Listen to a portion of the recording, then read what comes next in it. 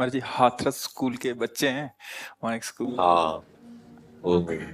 हाँ, बैठो बैठो, बैठ जाओ। आओ, आ जाओ आ आगे आ जाओ जाओ। आ जाओ आ जाओ, सब बच्चे आ जाओ। लाला बैठ जाओ आ आ जाओ, जाओ, आगे आ सब जाओ। बच्चे बैठ जाओ। गुरुदेव भगवान आपके चरणों में नमो अर्पण है। विश्वास नहीं हो पा रहा है कि श्री जी की कृपा और आपके आशीर्वाद से बच्चे आपका सानिध्य प्राप्त कर रहे हैं। गुरुदेव भगवान बहुत बहुत कृपा। सारे बच्चे आने के लिए मुझसे लड़ रहे थे, झगड़ रहे थे, लेकिन क्योंकि व्यवस्था नहीं बन पा रही थी इसलिए जी एक साथ नहीं आ सकते थे। जी इसलिए हमने एक शर्त रखी इनके सामने जी कि जी सदगुरुदेव भगवान के ऊपर आपको निबंध लिखना है। जी जी सब बच्चों ने निबंध लिखा सदगुरुदेव भगवान, और जो बच्चे सही लिख पाए जी जी। उनको आपका आशीर्वाद दिलाने के लिए लाया हूँ। नहीं, जो सही नहीं लिख पाए हैं उनको भी हमारा आशीर्वाद रहेगा। हाँ, कि वो भी आगे बढ़े, सही लिखवा। हाँ, बहुत सुंदर। जी बाकी इनका लगभग सबने प्रश्न भी रखे थे अपने के सदगुरुदेव भगवान से जाके हम अपने अपने प्रश्न रखेंगे। जी इनमें ज्यादातर का प्रश्न ये था सदगुरुदेव भगवान जी कि कैसे आखिर हम अच्छी पढ़ाई करते हुए अपने मार्ग को, अपनी मंजिल को प्राप्त कर सकते हैं, जी। इधर उधर हमारा ध्यान न भटके, और हाँ कैसे हम श्री जी के चरणों में अपने ध्यान को लगा सकते हैं। हाँ ऐसा इनका हाँ। प्रश्न था हम गुरुदेव। प्रारंभ इस बात से करते हैं कि आप जब प्रातः कालीन उठें तो पहले उठने का नियम लें कि सूर्योदय के 1 घंटा पहले हम उठेंगे। देखो, हमारी प्रार्थना मानना, सूर्य उदय के 1 घंटा पहले। हम ये नहीं कहते कि जैसे हम लोग उठते हैं वैसे नहीं। आप बच्चे हो तो इस समय सूर्य उदय कै बजे होता है? लगभग 6 बजे, साढ़े छ, 6 बजे होता है। छः। आप 5 बजे उठ जाइए और उठ करके सबसे पहला कार्य कीजिए, पृथ्वी के चरण स्पर्श कीजिए, भूमि के चरण स्पर्श कीजिए। और फिर आप जिस आसन पर बैठे हैं, देखो ध्यान से हमारी तरफ सुनना, जिस आसन पे बैठे हैं, जिस पे शयन किए थे, जिस सैया पर सोए थे, पृथ्वी को प्रणाम करने के बाद उसी सैया में 5 मिनट केवल बैठ जाइए। और 5 मिनट बैठकर 5 संतों का नाम ले लीजिए। आपको कोई याद है 5 संतों के नाम? अगर ना याद हो तो याद कर लेना। किसी भी पांच, जितने भी संत भगवान हैं हमारे, जैसे आचार्य रूप में, जैसे हम लोग, श्री स्वामी हरिदास जी की जय, हरिवंश महाप्रभु की जय, हरिराम व्यास जी की जय, नागरीदास जी की जय, श्री ध्रुवदास जी की जय। पांच पांच संतों के नाम याद कर लीजिए। वो 5 संतों के नाम, ये जीवन आपका देखना कैसा उन्नतिशील होगा। हरि को निज यस्ते अधिक भक्तन यस पर प्यार ताते ये भगवान नाम से भी बढ़कर प्रभावशाली भगवान के जो भक्तों के नाम। इसके बाद नीचे उतरिए और पहले जो अपने माता पिता, अगर वो शयन कर रहे हैं तो कोई बात नहीं है, अगर वो शयन नहीं कर रहे हैं तो पहले जाकर माथा रखकर उनको प्रणाम कीजिए। उनके अगर हमारी बात मानोगे तो देख लेना तुम्हारा जीवन कैसा बनेगा।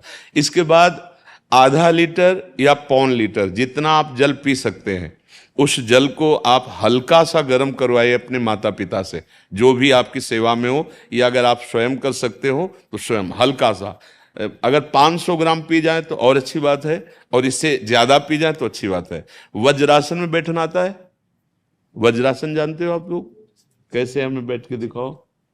नहीं, ये पद्मासन है। वज्रासन देखो है। वज्रासन, वो देखो बैठ रहे हैं ये ये। दोनों पैरों को ऐसे करके। इसमें, इससे बैठकर जल पिया जाए, ये आपके ब्रह्मचर्य की रक्षा करेगा, कब्ज नहीं होने देगा, और आपके मस्तिष्क की गर्मी को ठंडा करेगा। ऐसे वज्रासन में बैठकर धीरे धीरे 5 या 10 मिनट में जल पिया जाए। एकदम ना पिया जाए, गिलास में लेकर के 500 ग्राम जल धीरे धीरे उसको पिया जाए। फिर इसके बाद आपको 100-200 कदम टहलना है। फिर इसके बाद आप शौच जाइए।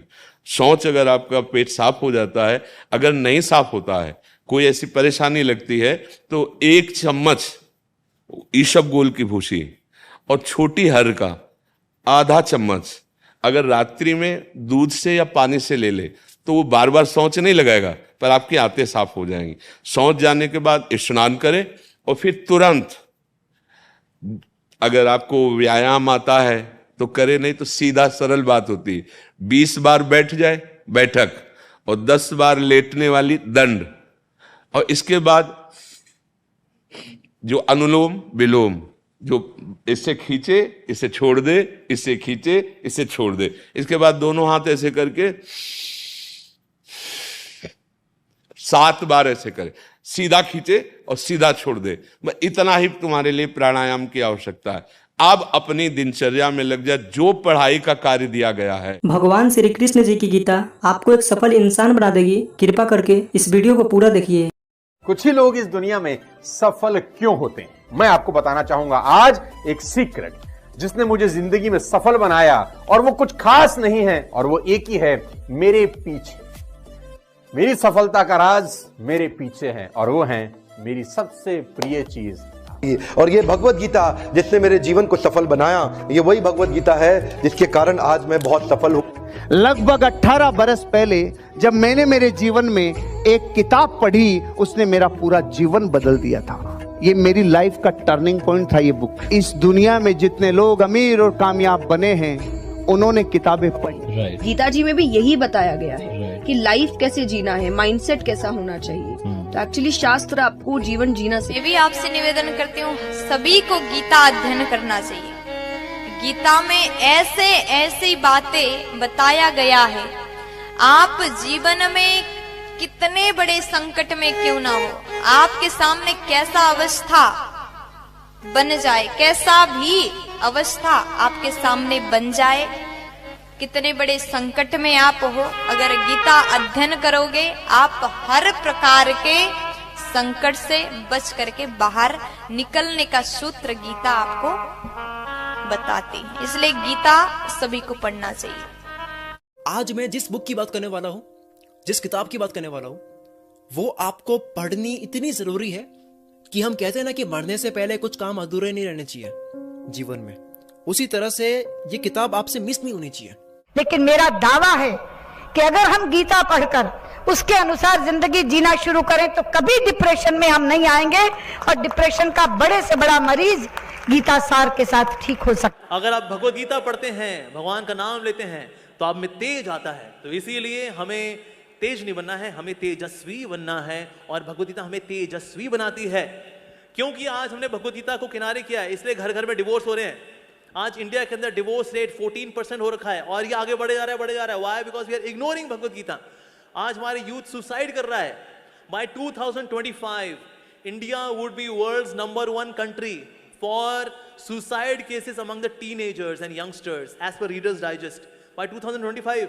ये क्या हो रहा है भाई? पर इसलिए हो रहा है because we are ignoring Bhagavad Gita. सारी प्रॉब्लम्स हैं, whether it's related to fear और सक्सेस और ये और वो, ये सारी चीजें, इन सब चीजों का जवाब आज से हजारों साल पहले भगवत गीता के अंदर एक लाइन में क्लियर तरीके से बताया हुआ है। भगवत गीता की बात कर रहे थे, मैं एक पॉकेट गीता रखता हूं अपने पास। जब भी जीवन में कुछ संकट आता है तो मैं बस कोई भी पेज उठाकर पढ़ लेता हूं, तो आई थिंक एक कंट्रोल आपके मन में आ जाता है। If there is no teacher in life, I think Bhagavad Gita can be the perfect teacher. आप किसी भी दुविधा में हो, उसके अंदर सब, उसमें सवाल नहीं, उसमें सारे आंसर्स हैं आपके लिए। आपके मन में कोई भी सवाल है, ऑटोमेटिकली वो आंसर आपके सामने आ जाता है। मेरे फादर ने बोला, आप क्या? मैंने कहा एस क्लास नहीं है पापा। बोले यार तू मिडिल क्लास से एस क्लास पे पहुंच रहा है। मैंने कहा देखो काम कर रहा है कि नहीं कर रहा है जुगाड़। बोला हाँ काम तो करता है यार, सही जुगाड़ बहुत सही है। कौन सी किताब? मैंने कहा ये 200 रुपये किताब थी मात्र, जिंदगी पूरी बदल दी इसने हमारी। साथियों, गीता धर्म ग्रंथ तो है, पर ये जीवन ग्रंथ भी है।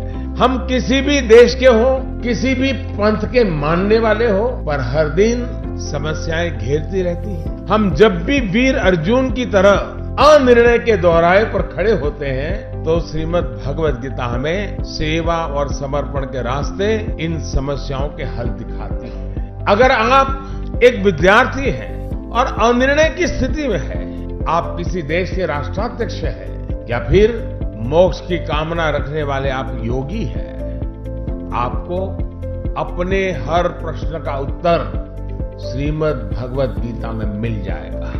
मैं तो मानता हूं कि गीता मानव जीवन की सबसे बड़ी मैनुअल बुक है। जीवन की हर समस्या का हल गीता में कहीं न कहीं मिल जाता है।